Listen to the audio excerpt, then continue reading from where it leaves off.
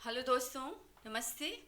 फिर से स्वागत करती हूँ आप सबका अपने channel learn German from Hindi and English में। लास्ट वीडियो में हमने देखा वो कंपोजिटा पर बेस्ड एक एक्सरसाइज का पार्ट 1 और आज हम देखने जा रहे हैं वो कंपोजिटा का पार्ट 2। तो चलिए जल्दी से स्टार्ट करते हैं। Ergänzen Sie die Frageworte und antworten Sie. Achten Sie auf den richtigen Kasus.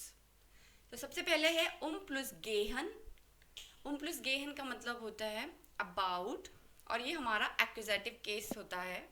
इसका मतलब अराउंड भी होता है, मगर जो आज हम एग्जाम्पल देख रहे हैं उसका जो मतलब आता है वो इंग्लिश में वो आता है अबाउट। चलिए एग्जाम्पल देखते हैं। फ्रैगे 1, worum geht es? worum geht es? And आपको आंसर देना है unser neues प्रोडक्ट के साथ। ओके ये चीज़ जो है आपको जो रेड कलर में हाईलाइट की है unser neues प्रोडक्ट, उसको लेके आपको ये आंसर बनाना है। और ये हमारा एक ऑब्जेक्ट है ना, प्रोडक्ट, das प्रोडक्ट और unser neues प्रोडक्ट। तो आप इसका आंसर सोचिए कि कैसा होगा।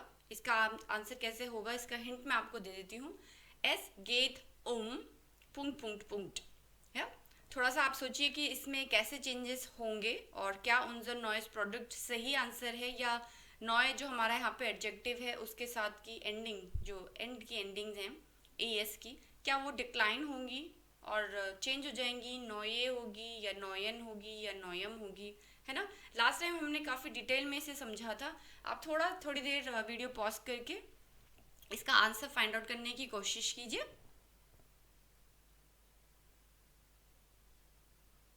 तो चलिए मैं बताती हूँ आपको इसका आंसर क्या होना चाहिए। Worum geht es? What it is about? ये किस चीज़ के बारे में है? Worum geht es? Es geht unser neues Produkt. It is about our new product. ये हमारे नए प्रोडक्ट्स के बारे में है या ये हमारे नए प्रोडक्ट उत्पाद के बारे में है। प्रोडक्ट मतलब हिंदी में हम कहते हैं उत्पाद ना। ये हमारे नए उत्पाद के बारे में है। अब यहाँ पर जो हमें देखना है वो है सबसे पहले इसका आर्टिकल। ये है दास प्रोडक्ट, राइट। तो दास प्रोडक्ट हमारा है न्यूटर जेंडर। न्यूटर जेंडर हम देखते हैं अपना, इस वाले ब्लॉक में न्यूटर जेंडर है हमारा, ठीक है। और ये देखिए अब यहाँ पे हमारे पास क्या है, उन्जर, है ना। तो उन्जर जो है हमारा है possessive article. Neuter possessive article, उन्जर जो है विल रिमेन सेम। यहाँ पे हमारा उन्जर के एंडिंग कोई भी चेंज नहीं होगी, जैसे दास, आइन और उन्जर। ऑलराइट, तो उन्जर हमारा यहाँ पे एकदम परफेक्ट है। उन्जर प्रोडक्ट, सबसे पहले तो हमने आर्टिकल चेक किया, उन्जर प्रोडक्ट उस हिसाब से एकदम परफेक्ट है, कोई एंडिंग की चेंजेस नहीं है। अब हमें यहाँ पे देखना है प्रोडक्ट से पहले जो नोए आया है वो यहाँ पे क्या है, क्या वो एक एडजेक्टिव है ना। उन्जर नोए प्रोडक्ट मतलब कि हमारे नए उत्पाद। उत्पाद कैसे हैं आपके पास, नए हैं, है ना। तो डेफिनेटली ये हमारा एडजेक्टिव है नोए। ऑलराइट, अब हमें इसकी एंडिंग्स देखनी है कि इसकी एंडिंग में यहाँ पे ई एस क्यों लगा है। ऑलराइट, तो देखते हैं इसका चार्ट जो हमने एडजेक्टिव एंडिंग्स के लिए किया है। यहाँ पे पॉजेसिव आर्टिकल के लिए है ये स्पेसिफिक। आप देख सकते हैं सबसे पहले न्यूटर जेंडर में आपको जाना है यहाँ पे डाउनवर्ड्स, और ये हमारा एक्यूजेटिव केस है, इसीलिए हम लोग जाएंगे सेकंड नंबर के ब्लॉक पे। यहाँ पे आ जाइए आप रो वाइज और पढ़िए राइट कॉलम की तरफ। तो आपको इस वाले बॉक्स के अंदर की एंडिंग्स उठानी है।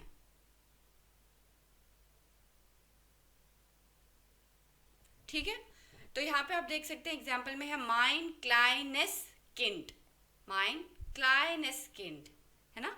तो एंडिंग में है ई एस। मैंने आपको लास्ट टाइम भी ये बताया था कि जो हमारे पॉजेसिव आर्टिकल्स होते हैं प्लस उनबेस्टिम्ड आर्टिकल, उनबेस्टिम्ड आर्टिकल यानी कि आइन, आइन से जितनी भी फॉर्म्स बनती हैं, आइन, आइनया, आइनन, आइनम, उन सब की जो एंडिंग है वो हमारी एकदम बेस्टिम्ड ये पॉजेसिव आर्टिकल वाली बनती है ना। ये दोनों की एंडिंग्स एकदम सेम होती हैं। तो यहाँ पर हमारा दास का जो आ एस है वो चेंज हो जाता है किसमें, ई एस में, राइट। तो यहाँ पे है माइन क्लाइनेस किंड। अब माइन की जगह आप कोई भी चीज़ रिप्लेस कर सकते हैं पॉजेसिव आर्टिकल से। दाइन क्लाइनेस्ट किंड, तुम्हारा छोटा बच्चा। माइन क्लाइनेस्ट किंड, मेरा छोटा बच्चा। माइन नेक्स्टेस गेहाल्ट, ये आपको याद होगा पिछले वीडियो का एग्जाम्पल है और वो भी हमारा इसी ब्लॉक में आया था। माइन नेक्स्टेस गेहाल्ट, मेरी नेक्स्ट तनख्वाह या मेरी नेक्स्ट सैलरी। और इस वाले एग्जाम्पल में है उनजर नॉइस प्रोडक्ट। ठीक है, तो ये भी हमारा इसी ब्लॉक में आएगा क्योंकि दास प्रोडक्ट जो है वो न्यूटर जेंडर है, सिंगुलर है और हमारे साथ जो है हमने पॉजिटिव आर्टिकल का यूज किया है उनजर। तो यहाँ पे हमारा एडजेक्टिव की एंडिंग रहेगी नॉइस। ओके, यहाँ पे नेक्स्ट इज, ये एग्जाम्पल मैंने इंटैक्ट रखा है माइन नेक्स्ट इज गेहाल, ताकि आपको थोड़ा पीछे से भी जो पिछला वीडियो था उससे भी रिवाइज हो कि ओके हमने वहाँ पर भी सेम ट्रीटमेंट दी थी इसको जब ये न्यूटर जेंडर था एंड एक्यूजेटिव केस में, और अभी भी हमारा है neuter gender plus accusative case, इसीलिए आएगा उनजर नॉइस प्रोडक्ट। ओके, यूबर प्लस जिश एगन ना, टू गेट एंग्री, गुस्सा होना, नाराज होना, किसी चीज पे गुस्सा आना ना, accusative case. Frage 1. Worüber ärgern Sie sich manchmal? Worüber ärgern Sie sich manchmal? कभी कभी आपको manchmal होता है, कभी कभी कभी कभी आपको किस चीज़ पर गुस्सा आता है, किस चीज़ पर, ऑब्जेक्ट है यहाँ पे ना, किस चीज़ पर गुस्सा आता है। Worüber die öffentlichen Verkehrsmittel। अब आपको आंसर देना है डी अफेंटलिशन फक्यासमिटल। फक्यासमिटल क्या होता है? फक्यासमिटल होता है ट्रांसपोर्टेशन। ओके, और यहाँ पे हमारा ट्रांसपोर्टेशन किस तरीके का है? एफेंटलिशन है, मतलब कि पब्लिक, ये होता है public transport, the public transport. Public यानी कि जो पब्लिक, आम पब्लिक की आने जाने की सुविधा के लिए होते हैं, जैसे कि आपका बस है ना, सभी लोग बस यूज़ करते हैं और सरकारी बसेस जो हैं, प्राइवेट भी चलती है, मगर यहाँ पे जो है हमारी है पब्लिक। ऑलराइट, ऑफेंटलिशन फक्यासमिटल, इसमें आपके आ जाती हैं बस और आपके आ जाते हैं ट्रेन, रेलवेज जो है हमारी रेलगाड़ी,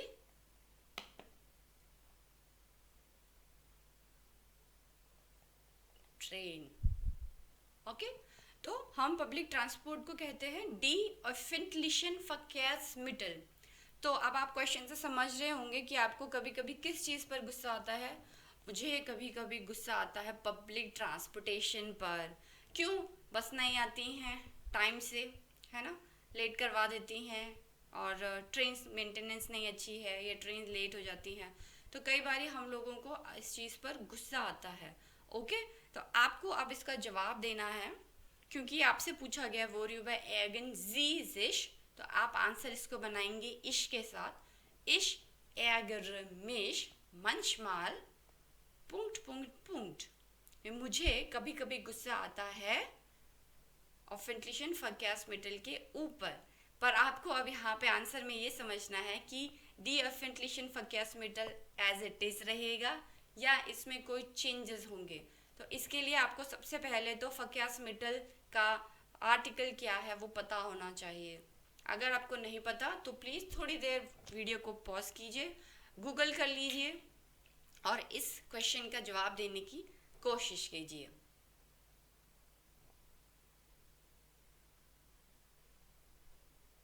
चलिए मैं बताती हूँ आपको इसका आंसर क्या होना चाहिए। ओके, तो फक्यासमिटल का आर्टिकल होता है das फक्यासमिटल सिंगुलर, और इसका प्लूरल होता है डी फक्यासमिटल। जी हाँ, ये दोनों सेम होते हैं, बस आर्टिकल का फ़र्क है, डी फक्यासमिटल हमारा प्लूरल में हो जाता है। ठीक है, ये थोड़ा सा ट्रिकी है and there are always exceptions, जैसे हम कहते हैं ऑसनाम, एक्सेप्शंस भरपूर हैं जर्मन ग्रामर में। तो ये एक बहुत ही अच्छा नाउन है डी फक्यासमिटल। ओके, तो आप इसको ऐसे याद कीजिए कि सिंगुलर प्लूरल जो है दोनों सेम रहते हैं, आर्टिकल चेंज हो जाता है। Alright, worüber ärgern Sie sich manchmal? About what are you angry sometimes? तुम्हें किस चीज़ पर कभी कभी गुस्सा आता है? Antwort 1, Ich ärgere mich manchmal über die öffentlichen Verkehrsmittel. मैं कभी कभी जो है पब्लिक ट्रांसपोर्ट के ऊपर गुस्सा करती हूँ या मुझे गुस्सा आता है।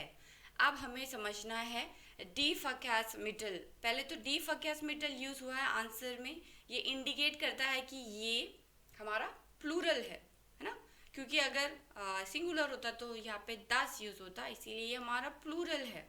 तो प्लूरल के केस में हम लोगों को एक्यूजेटिव के प्लूरल चार्ट में जाना होगा, यानी कि इस चार्ट में आएंगे, इस कॉलम में आएंगे, ये डब्बे में,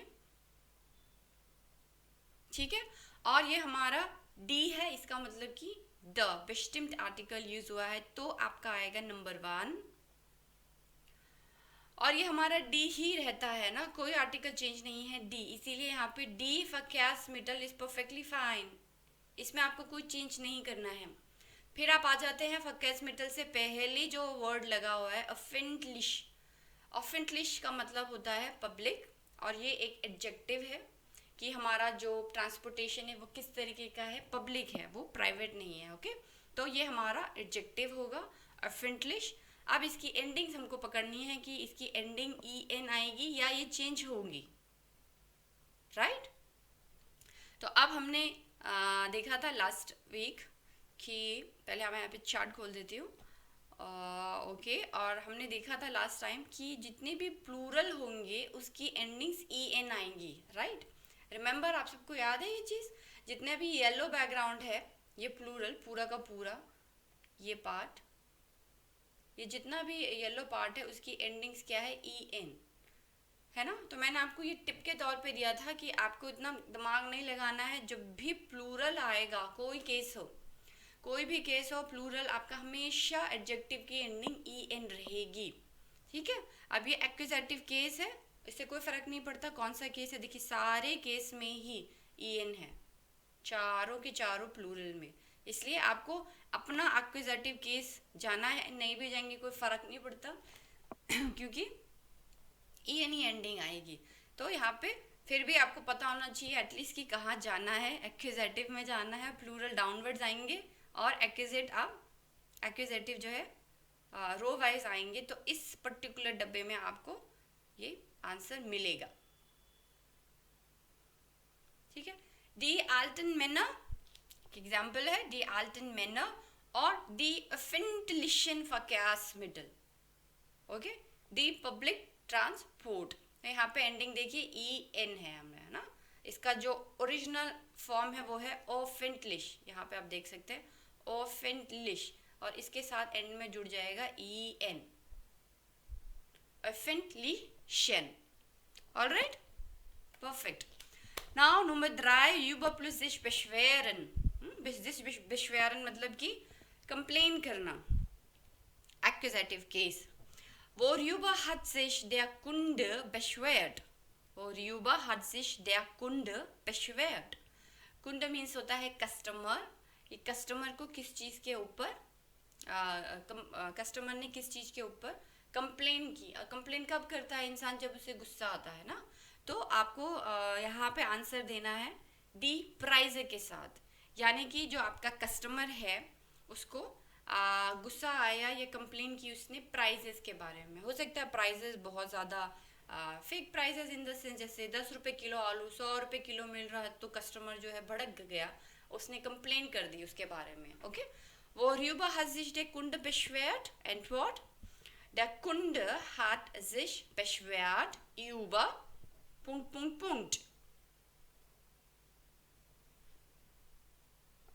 आंसर्स देखते हैं इसके।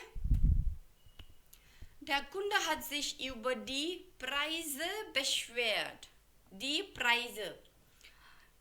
The customers complains about the prices. Okay, तो customers ने जो है कस्टमर ने, सॉरी प्लूरल नहीं है, der Kunde, कस्टमर ने जो है कंप्लेन की किसके बारे में, प्राइजेस के बारे में। डी प्राइज, इसका हमारा सिंगुलर क्या है, डेयर प्राइस ना, डेयर प्राइस और डी प्राइज। तो ये भी हमारा कौन सी कैटेगरी हो गया, plural category, plural and accusative case. यहाँ पे देखिए प्लूरल एक्यूजेटिव केस, यानी कि फिर से यहाँ पे number 4 masculine, feminine, neuter and plural. तो बेस्टिम्ड आर्टिकल हमारा चेंज नहीं होता है नंबर 1 यहाँ पे bestimmt आर्टिकल हमेशा डी का डी ही रहता है। अभी आपने डी फक्यासमेटल में भी देखा, ठीक है। तो प्लूरल हमारा डी प्राइज ही रहेगा। अच्छी बात है कि यहाँ कोई एडजेक्टिव नहीं है, ओनली नाउन इज अवेलेबल, डी प्राइज है, इसलिए आंसर में हमने बहुत साधारण तरीके से लिखा है der Kunde hat sich über die Preise beschwert। Perfectly fine, ठीक है दोस्तों, आया समझ में आपको। चलिए फिर देखते हैं number 4, von plus träumen। von plus träumen means to dream, सपना देखना, हा? सपना देखना। और von हमारा हमेशा डाटिव केस में होता है। Wovon haben Sie geträumt? Wovon haben Sie geträumt? और जवाब है die Deutsch Prüfung। जना die Deutsch Prüfung का मतलब कि आपका जर्मन एग्जाम। तो आपने किस चीज़ का सपना देखा? आपने अपने जर्मन एग्जाम का सपना देखा। तो die Deutsch Prüfung अगेन एक ऑब्जेक्ट है, कोई आदमी नहीं है, इसीलिए हम लोग वो फॉन यूज़ करेंगे, है ना। इस चीज़ को हमेशा ध्यान रखिए, वो कंपाउंड में ऑब्जेक्ट पर्सन हमेशा ध्यान रखना है। तो डी डॉइच प्रूफिंग हमारा ऑब्जेक्ट है। अब हम इसका जवाब कैसे देंगे? Wovon haben Sie geträumt? Ich habe geträumt von, ich habe von geträumt। ठीक है, तो इसका हम लोग पहले आप ट्राई कीजिए डी डॉइच प्रूफिंग। आपको पता है ओएंगे की एंडिंग वाले सारे नाउन जो है फेमिनिन होते हैं, और यहाँ पे लिखे भी गए हैं डी डॉइच प्रूफिंग। तो अब डाटिव केस में फेमिनिन कैसे चेंज हो जाता है, ये बहुत ही इजी है, और इसमें एडजेक्टिव भी नहीं है। आपको सिर्फ डाटिव केस के साथ फॉन लगा के चेंज करना है। थोड़ा सा दिमाग लगाइए और इसको खुद से सॉल्व करने की कोशिश कीजिए।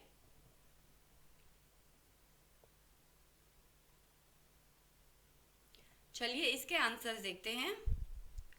Wovon haben Sie geträumt? Ich habe von der Deutschprüfung geträumt। Ich habe von der Deutschprüfung ना, यहाँ पे डी का जो है चेंज हो जाएगा von der Deutschprüfung। ये हम मल्टीपल टाइम्स कर चुके हैं कि जो डी है वो चेंज हो जाएगी der में, क्योंकि ये फेमिनिन डाटिव है ना। ऑलराइट, इसीलिए ये, और हमारा bestimmt आर्टिकल था नंबर 1। तो डाटिव में जो है डी वो चेंज हो जाता है डेयर में ना, डेम, डेयर, डेम, एंड प्लूरल हो जाता है डेन ना। तो आपको हमें देखना है इस वाले चार्ट में फेमिनिन हो गया डेयर। ऑलराइट दोस्तों, बहुत सिंपल है, बहुत स्टार्टिंग की एग्जाम्पल्स में ये है, बट फॉन के साथ कैसे सेंटेंस बनाना है वो आप इससे सीख सकते हैं। Ich habe von der Deutschprüfung geträumt। दूसरा कि डी डॉइच प्रूफिंग हमारा यहाँ पे सिंगुलर है, और डी डॉइच प्रूफिंगन प्लूरल है। ऑलराइट, तो आप इसको ऐसे भी साथ साथ में नाउन के जितने भी आर्टिकल्स हैं प्लस उसका प्लूरल याद करते चलिए। I dreamed of the German test. मुझे जर्मन टेस्ट के रिगार्डिंग सपना आया। Number 5, mit plus sich beschäftigen। sich beschäftigen का मतलब होता है to be busy with something. किसी चीज़ से किसी चीज़ में आप इन्वॉल्व हैं और उसमें आप बिजी हैं ना, टू बी ऑक्यूपाइड, किसी चीज़ से बिजी रहना। और ये भी हमारा क्योंकि मिट यूज़ किया है, मिट हमेशा हमेशा हमेशा हमारा डाटिव होता है। ओके, मिट हमारा डाटिव आता है, जैसे मिट माइन मान और मिट माइने मुटर ना, ऐसे चेंज होते हैं डाटिव में। Frage 1, womit beschäftigt sich Frau Gabler im Moment? Frau Gabler जो है एक लेडी का नाम है, और डॉइच में, जर्मन भाषा में या जर्मनी में जितनी भी लेडीज़ होते हैं उनको उनके सेकंड नाम मतलब जो फमीलियन नाम होता है, नख नाम जिसे कहते हैं ना।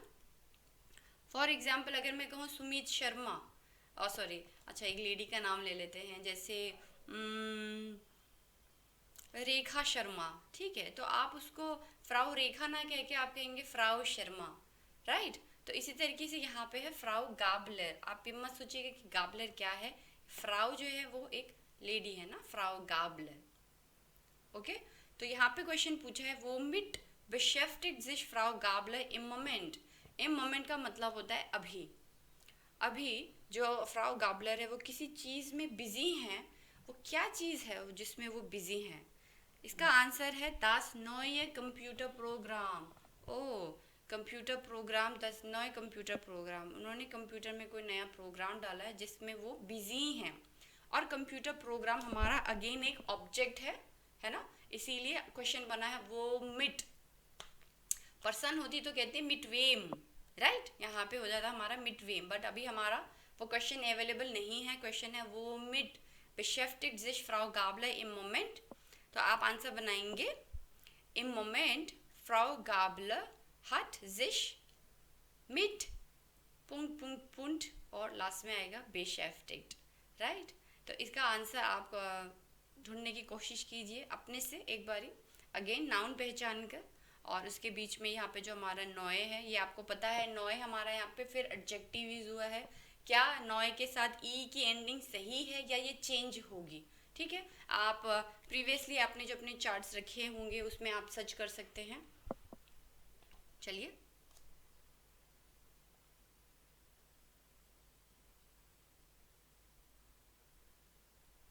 तो इसका आंसर देख लेते हैं क्या होगा। Frau Gabler hat sich im Moment mit dem neuen Computerprogramm beschäftigt। mit dem neuen Computerprogramm। अब यहाँ पे हमें पता है कि कंप्यूटर प्रोग्राम होता है दास कंप्यूटर प्रोग्राम, जो कि है सिंगुलर। दास का बन जाएगा डेम न्यूटर में, ठीक है। तो डेम कंप्यूटर प्रोग्राम आपको यहाँ तक समझ में आ गया। अब हमको देखना है नॉयन, नॉयन की एंडिंग फिर ई एन क्यों लगी है, ठीक है, ई एन। अब यहाँ पे 10 कंप्यूटर प्रोग्राम सिंगुलर है, प्लूरल होता तो सब में ई एन लग जाता और मेरे को कोई केस देखने की ज़रूरत भी नहीं थी, मगर यहाँ पे ये हमारा है neuter gender, okay, neuter gender plus dative case. तो कैसे इसका चेंज होएगा? अब हम लोग न्यूटर केस, पहले तो न्यूटर की टेबल में आ जाते हैं, न्यूटर की कॉलम डाउनवर्ड्स, और दाटिव केस, दाटिव। पर आपको फिर ये भी समझना है कि दाटिव तो येलो पार्ट में है, इसका मतलब इसकी एंडिंग भी ई एन ही रहेंगी। जैसे मैंने कहा सारे प्लूरल, पूरा दाटिव और पूरा गेनेटिव, ये जितना भी पार्ट आपको दाटिव गेनेटिव का दिख रहा है, ये सारा ई एन की एंडिंग है ना, यहाँ तक दाटिव और गेनेटिव। और आपने स्टार्टिंग में देखा कि वो मिट, मिट मतलब कि दाटिव केस, इसीलिए इसकी एंडिंग भी ई एन ही रहेंगी। देखिए डेम नोयन कंप्यूटर प्रोग्राम। अगर दाटिव गेनेटिव भी अगर कोई केस है तो उसमें भी आँख बंद करके आप एडजेक्टिव की एंडिंग ई एन लगा सकते हैं। आपको सिर्फ नॉमिनेटिव और एक्विजेटिव के बारे में सोचना है कि ये क्या है, मैस्कुलिन फेमिनिन, मगर दाटिव गेनेटिव और सारे प्लूरल्स की एंडिंग एडजेक्टिव की, ध्यान रखिए एडजेक्टिव की एंडिंग ई एन रहेगी। इसीलिए यहाँ पे जो है डेम नोयन कंप्यूटर प्रोग्राम, मिट के साथ आपको पता है दास का डेम हो जाता है, ये हम बहुत स्टार्टिंग के वीडियो से देख रहे हैं ना, ये आपको क्लियर हो गया होगा। नॉयन, देखिए कॉम्प्लेक्सिटी तब बढ़ जाती है जब हमें आर्टिकल के साथ साथ इसकी एडजेक्टिव की डिक्लिनेशंस भी करनी होती हैं, वो 2 लेवल हो जाता है। पहला लेवल में ही लोगों को चैलेंज आता है और सेकंड में तक वो पागल हो जाते हैं, मगर पागल होने की ज़रूरत नहीं है। दाटिव गेनेटिव एंड प्लूरल आप ऐसे याद कीजिए, सब में एडजेक्टिव एंडिंग ई एन आएगी, बशर्ते कि वो बिस्टिम्ड आर्टिकल होना चाहिए, राइट। बिस्टिम्ड आर्टिकल तो है, बट हमने देखा था कि उन बिस्टिम्ड आर्टिकल में भी दाटिव गेनेटिव और प्लूरल ई एन होता है, ठीक है। यहाँ मैं ये बताना चाहूँगी कि हमारे बिस्टिम्ड और उन बिस्टिम्ड आर्टिकल में दाटिव गेनेटिव और प्लूरल हमेशा एंडिंग एडजेक्टिव की ई एन ही रहती है। वो अलग बात है, इस केस में हम सिर्फ अभी बिस्टिम्ड आर्टिकल देख रहे हैं। आप पिछले वीडियो में भी ये देख सकते हैं जहाँ हमने एक कंपैरिजन किया था दोनों के साथ, है ना, उसमें दाटिव गेनेटिव तब भी येलो पट्टी में थे और इस वाले में भी वो येलो पट्टी में है, ऑलराइट। तो यहाँ पर भी हमारा ये होगा डेम नोयन कंप्यूटर प्रोग्राम। और सिर्फ ये समझने के लिए कि ये किस डब्बे में होना चाहिए, तो देखिए ये इस डब्बे में होना चाहिए, इस वाले पर्टिकुलर डब्बे में, क्योंकि ये न्यूट्रम है तो जाएंगे डाउनवर्ड एरोस की तरफ, और दाटिव राइट टूवर्ड्स राइट अगर हम बढ़ेंगे तो हम इस पर्टिकुलर डब्बे में पहुंचेंगे, डेम क्लाइनेनकिंड, ओके, द स्मॉल चाइल्ड, डेम नोयन computer program, the new computer program, हाँ हिंदी में ये बनेगा। तो मिस गाबलर जो है अभी किस करंटली हो गया ए मोमेंट, मतलब अभी अभी हिंदी में कहते हैं अभी, बिजी हैं किस चीज़ के साथ, अपने नए प्रोग्राम के साथ, अपने नए कंप्यूटर प्रोग्राम के साथ वो बिजी हैं। तो दोस्तों आते हैं ये अपने वीडियो के एंड पर, और आई होप कि इतने सारी एक्सरसाइजेस और इतने इन डिटेल में पढ़ने के बाद आपको वो कंपाउंड्स अच्छे से क्लियर हो गए होंगे। प्लस मैंने कोशिश की है कि आपको एडजेक्टिव्स का भी फंडा यहाँ पे क्लियर करें, क्योंकि एडजेक्टिव्स जो है जर्मन ग्रामर का बहुत इंपॉर्टेंट पार्ट है, और इसको किए बिना सी आइंस और से जॉय करना बहुत ही मुश्किल है। तो आप अपने एडजेक्टिव डिक्लिनेशंस को भी स्ट्रॉन्ग कीजिए। इसी नोट पर आज विदा लूँगी, और प्लीज़ अगर वीडियो अच्छा लगे तो लाइक शेयर सब्सक्राइब ज़रूर करें। मिलती हूँ जल्द ही आपको नेक्स्ट वीडियो में, तब तक के लिए बाय बाय, ओन चूस।